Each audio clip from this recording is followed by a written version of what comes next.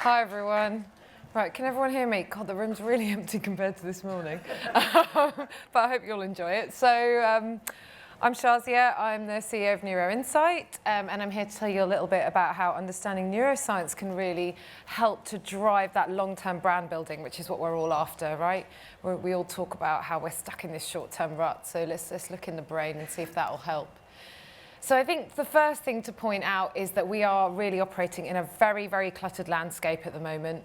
You know, we're not just in the days of TV and radio, and it's not just about the fact that people are advertising on Facebook as well, but there's also this whole piece around context. The human beings that are buying our products, they are constantly bombarded with information through various different means. And it's not just about the platforms, it's about the devices, it's about where they are in life and their behaviors and how they've changed. So that's where understanding neuroscience can really help. Now, I think the biggest issue that we all face is that in this world where short-termism is kind of taking over, creativity often gets neglected. And I don't feel like I need to tell anyone this is new news. I think we're all aware of that fact. But we're kind of in a bit of a tough spot, right? Because, you know, we have this desire to still be creative, but we're trying to get out to people really quickly. And I think that's where the problem lies. And, you know, there are ways and means to get around that. So what we really need to understand when it comes to creativity is that our brains, as human beings, they hate brands. Our brains really don't like brands. They're not interested in brands. What our brains are looking for is stories. As human beings, the way that we make meaning of life and the way that we process the world that we live in is through narrative. So obviously stories play a big part. Again, I feel like this is not rocket science and nothing that you guys aren't already aware of. But when it comes to stories in particular, what's really important is what we call long-term memory encoding. So when I refer to long-term memory, I'm talking about the information that your brain is storing away into the long term. It's snapshots of information. And I say snapshots very purposefully because our brains kind of work like still cameras and not video cameras. So they're taking little snaps, and they're very selective about what they put away because there's only so much space in the hard drive. So when we talk about long-term memory, we're talking about new, interesting information and the bits of the story that your brain needs and wants to make sense of what's in front of it. Now, when we look at long-term memory, we're talking about long-term memory both from a left and right brain point of view. So your left brain is where your speech capability develops. It's where you process detailed information, so words, phrases, details in visual, brand logos, idents, things like that. But right brain is also really important because your right brain is responsible for processing kind of holistic information, so the big picture, the kind of feel of something. Now, in addition to memory, we measure a bunch of other stuff, and this is kind of how. So at NeuroInsight, we use a technology called steady-state topography, or SST, and we measure essentially electrical activity. Now, I said about long-term memory. Your long-term memory actually sits inside your hippocampus, and that's not so easy to measure because you'd have to stick a probe in someone's head, which is a research company, not such a friendly way of asking people questions or understanding them. So we're measuring those electrical pulses that are kind of whizzing around on our heads, and our brains are super busy all the time. And in addition to memory, what's really important is emotion. So show of hands, how many people have seen the film Inside Out?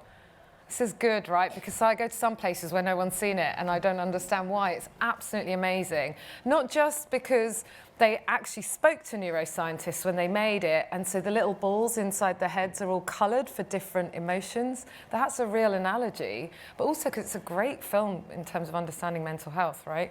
You needed to understand sadness in order to really embrace joy. Now, when we talk about memories being colored by emotion, we actually measure parts of the brain that are responsible for your emotional response. So there's a bit of your brain that's responsible for a sense of personal relevance, and I'll come on to that because I've got a little video to show on that one. But we also measure a bit of your brain that's responsible for the strength of emotion you feel. It's a really visceral response that we all have. It's a bit at the back of our brain. But we also look at the direction of emotion. And I think that people often, like a lot of our clients, they say to us, oh, you know, shouldn't we always have a really positive emotion? Not really. It depends on what you're trying to get across. What's important is to take people on an appropriate emotional journey, not for your brand, but for the story that they are trying to encode into their memory. So I mentioned earlier how our brains hate brands. And this is because we actually have a built-in ad blocker in our brain. When you're a kid, this does not exist. It's called the Autofrontal Cortex. It's a bit at the front. And it doesn't exist as a child so that you can believe in Santa and fairy tales and you know, do stupid shit, basically. And then as you get older, I mean, it's there to help you learn.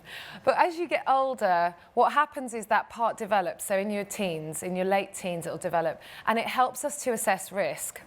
And that's the reason we don't like brands. I get that word muddled up a lot, so just assume what I mean. The reason that it's there is to assess risk. Now, the interesting thing on that is it means that it doesn't like being sold to, and that's what brands are doing. So that's why it kind of takes a metaphorical step back, and that's why it's obsessed with stories instead. Now, we did a piece of work with ThinkBox where we looked at the drivers of creative effectiveness. It's all published in case anyone wants to check it out. But we mined about 250 different ads across multiple categories. And one of the things that we found out was about this whole piece on, you know, not shouting about your brand. It's about weaving brands into story. So there's a little bit of data here. I won't show too many charts because you've seen enough.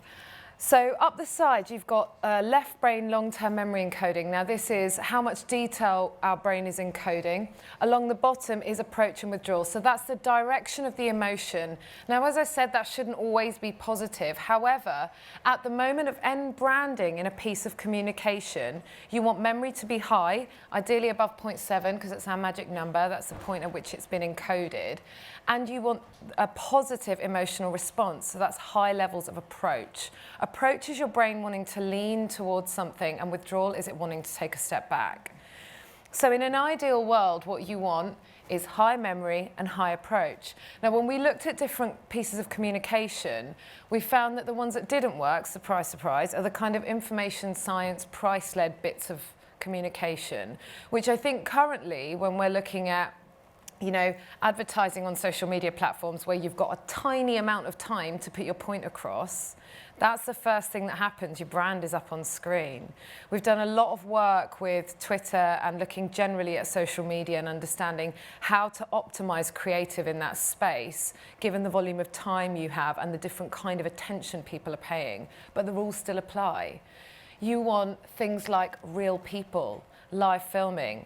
It was another thing that came through the work we did with ThinkBox is our brains are wired to seek human connection. So think about it, not just in the advertising context, we're all in our heads because we're in a work thing, but if you think about your personal life, we're all walking around on earth looking for love, right?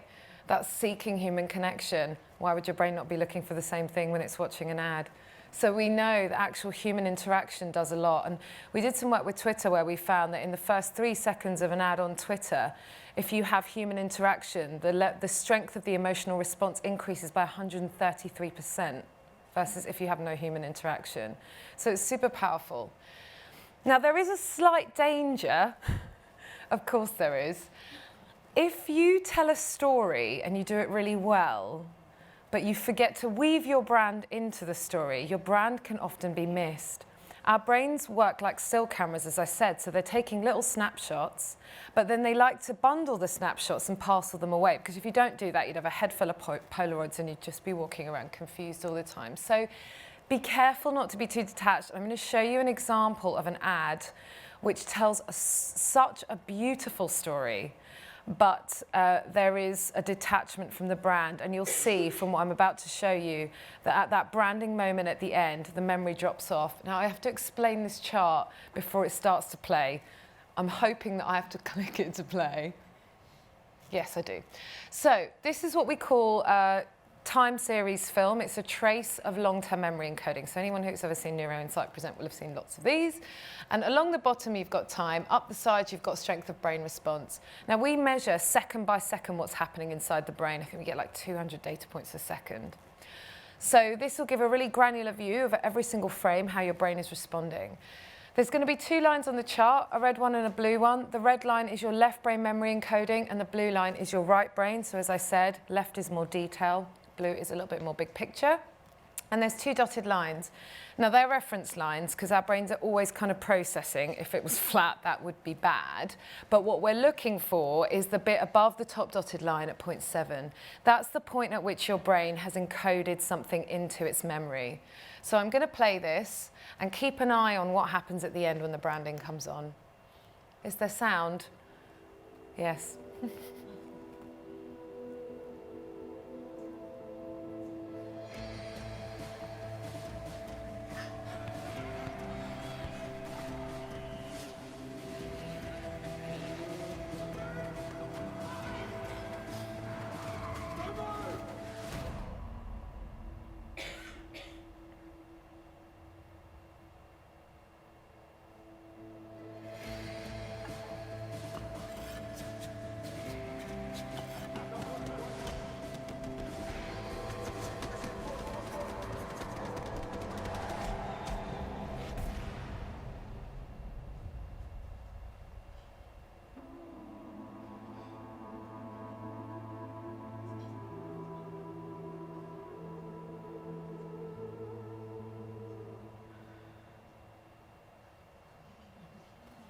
Great story, right?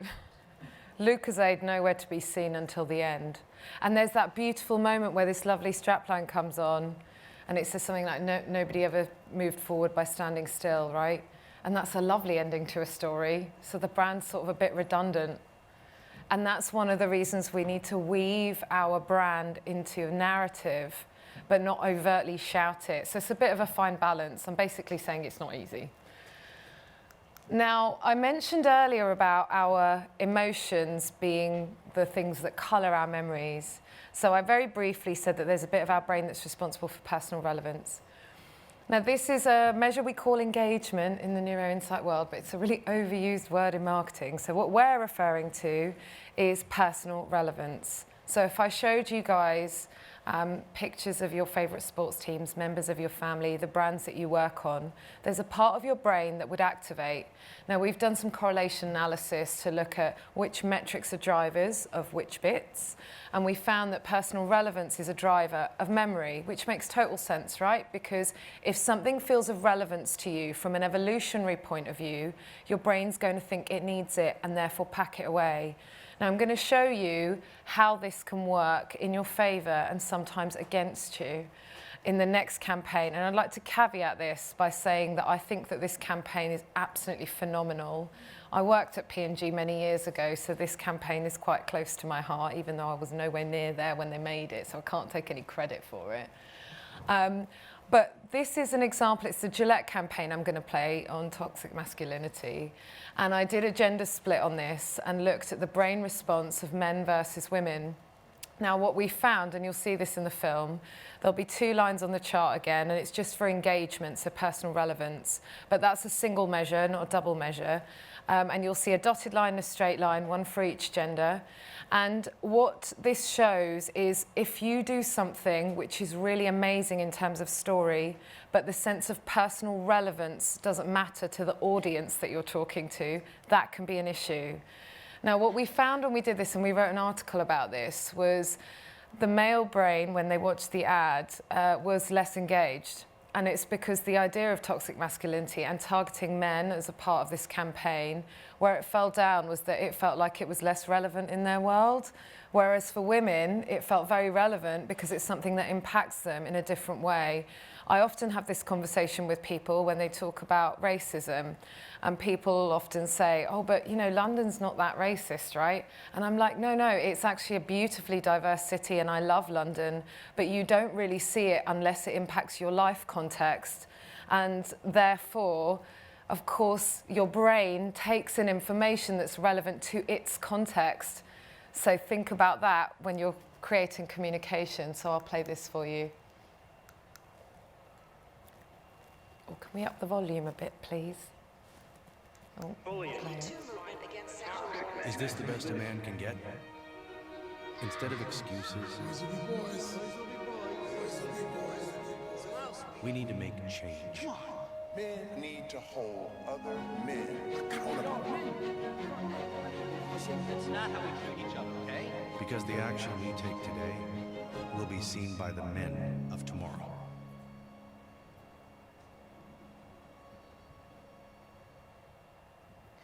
So the trace is predominantly higher for females. We saw, and we break these down second by second, look at frames, look at what works and what doesn't. And you can see that you can talk about something that's really relevant in the world today, but unfortunately, if it doesn't hit the context of the viewer, it's not going to have as much of an impact. And engagement is a driver of memory. And I had a conversation with someone about this recently at another event where I said that I wonder whether all the work that we do on climate change and on natural disasters in this country, the action isn't moving as fast as we like because we don't see it in our day-to-day life in the same way, not in the way that other people might. And your brains are wired to kind of take in what's relevant to their context at a subconscious level, right? And 90% of our decisions are made in our subconscious. So as I mentioned earlier, it's obviously a really, really cluttered landscape. So that's going to play a role in how we drive kind of long-term brand building. And as part of this, we actually published a paper a couple of months ago, so back in November, which is called Context Uncut. You can download it online if you want to have a look, doing a shameless plug there. But this work was done, it's an amalgamation of the work that we've done at Neuro Insight with various clients, such as Radio Centre, Channel 4, various others, Newsworks, etc., where we look at the impact of context, because this is becoming a much bigger part of the conversation, and it's almost the reason why we're hitting this short-term issue. So please do check it out. There's loads of really interesting stuff around how context can impact what our brains are taking in. But just a couple of snapshots on some work that we've done. Everyone's talked about influencer today, so I feel like it's set me up nicely. We did some work last year with Whaler, which was looking at how our brains respond to influencer marketing content. When you compare it to kind of TV ads, we also looked at YouTube and Facebook as well. And what we found, there's some heat maps there. They just show the levels of activity in the brain when people are interacting with content on the different platforms. And we found that with influencer ads, and this is specifically looking at micro and macro influencers, not celebrity, because they do something strange to your brain. You get quite good memory and you get deep withdrawal because I guess your brain thinks that they're selling to you, right? But you get incredibly higher levels of memory encoding and emotional intensity when you're looking at content on influencer content on Instagram. And this makes sense, right? Because when you're looking at micro and macro influencer content, it fits into your context. You're looking at it on your feed. It's created by people who are talking about stuff in a way that fits into their lives. And actually, it's not what they're saying, it's how they're putting it across and how they've made it part of their story, which if you choose to follow them is somehow part of your story. And therefore, there's that sense of relevance, and that's what helps to drive memory. Now, the other thing that we did, which is around voice tech. We've done quite a bit of work on voice tech. I can't talk about all of it today because we've run out of time. But our brains are really wired to find the easy option, and I think this is a new context, and it's not a context that we were conditioned with as children, because everyone in this room is of an age which means that you wouldn't have been talking to technology as a child, and you certainly wouldn't have had it talk back to you, right? Unless there's somebody in here who's like 5. So we obviously aren't wired to have that happen. But what our brains do anyway is they look for the easy option. So we did some work with Mindshare where we looked at how your brain responds to voice-based search versus text-based search and versus talking to people. We also did some work where we looked at Alexa with a male voice and a female voice to understand how our brains respond to some gender norms, but that's for another day. So this is what the video heat map looks like when people are responding to the same skills on voice versus when they're doing a text-based search. Now, what this is showing us is that with a voice-based search, your brain is a lot less active. Okay, we call this having a lower cognitive load. And what this means, and obviously it happens, right? Because if you're typing stuff, your brain's going to be doing multiple things. It's going to be working a bit harder.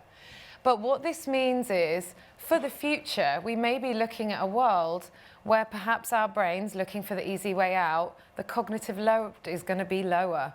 And what does that mean for brands, right? That's an open debate. Now, I'd like to finish, because I know I'm short of time. I think we're constantly overrunning. I'm going to finish with a video, because I just figured, why not? It's a bit of fun. This is just a funny video, bit of food for thought on the future with voice tech and how brands are going to play a role in that space. Right, hopefully this one plays. No, it doesn't. I'm going to need you guys up there to do that thing that you do when you hit play. Thank you. Please, Janice. Playing Janice. Smoothie. Making smoothie. Calendar. No meetings today. Remember, dentist at 9:30. Fire off. Fire off. Open door. Door open. And we're gonna do one more. Fire. Open door. Wrong voice command. Open door. Wrong voice command. Open. Open door. Repeat that. Open door. I didn't understand that. Hey! Open door! Play on the floor. Wrong voice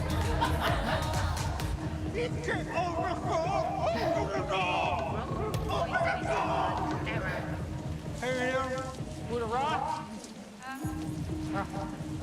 Open door.